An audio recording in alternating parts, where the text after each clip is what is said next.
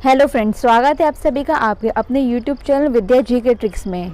इससे पिछली वीडियो में हमने हिंदी वर्णमाला में स्वर, व्यंजन, उनके प्रकार, उच्चारण स्थान आदि पर बात कर ली थी, जिसकी लिंक आप वीडियो के डिस्क्रिप्शन से ले सकते हैं।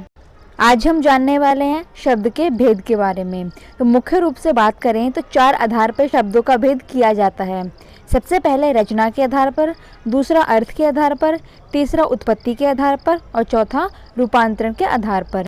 आज हम करेंगे रचना के आधार पर शब्दों का वर्गीकरण। इसके बाद की वीडियोस में हम उत्पत्ति, अर्थ आदि का वर्गीकरण जानेंगे। पहले जानेंगे कि शब्द किसे कहते हैं। तो शब्द ध्वनियों का एक सार्थक संयोग है। यह भाषा की स्वतंत्र इकाई होता है।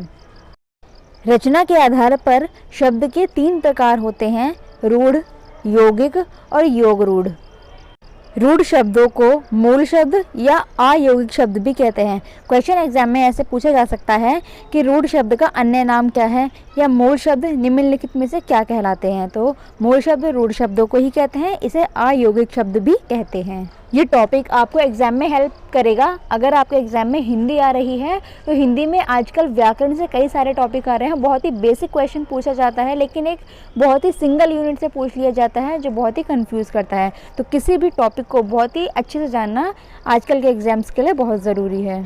रूढ़ शब्द एक ऐसे शब्द होते हैं जिनका स्वतंत्र रूप से अस्तित्व होता है, और जब इनका खंड किया जाता है तो कोई सार्थक अर्थ नहीं निकलता है।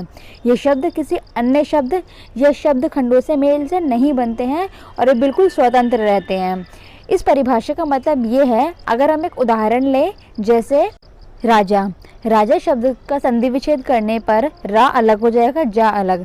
अब अगर हम रा का अर्थ देखें तो रा का कोई मतलब नहीं है, जा का अलग से मतलब देखें तो कोई मतलब नहीं है। जब इन दोनों को जोड़ दिया जाता है तब एक सार्थक अर्थ निकलता है राजा।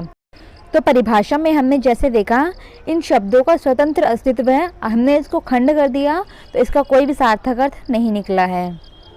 एग्जाम में आपके सामने क्वेश्चन आता है कि एक शब्द दे दिया जाए और उसके आधार पर पूछा जाए कि ये रूढ़ है, यौगिक है या योग रूढ़ है। तो सबसे पहले आपको टिक लगानी है, आपको उस शब्द की संधि करनी है। अगर उसका कोई सार्थक अर्थ नहीं निकल रहा है तो वह रूढ़ शब्द कहलाएगा। कुछ और एग्जाम्पल हैं, जैसे घोड़ा, मुख, पास, चल, बात, आग आदि।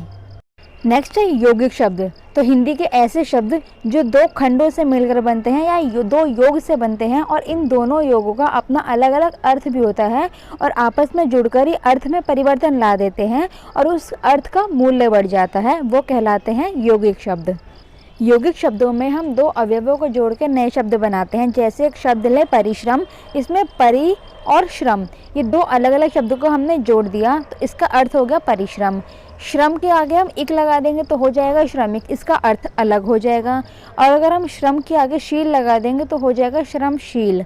तो हमने 2 शब्दों को जोड़कर नए नए अर्थ के शब्द बना लिए हैं, ये कहलाते हैं यौगिक शब्द। तो इसकी ये ट्रिक है, आपको इन शब्दों की संधि करनी है और संधि से दोनों अलग अलग शब्दों के अलग अलग अर्थ निकले तो वो कहलाएगा यौगिक शब्द।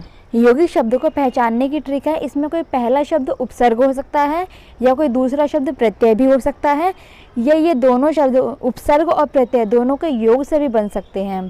तो ये यौगिक शब्द की ट्रिक है। तीसरा प्रकार है योग रूढ़।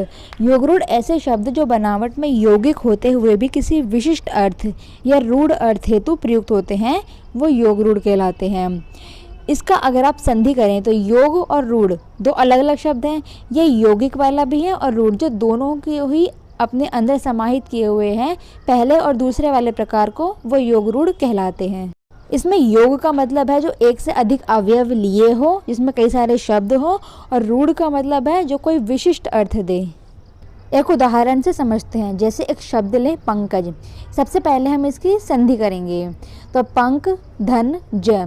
पंक का अर्थ होता है कीचड़ और जय का अर्थ हो जो उत्पन्न हो।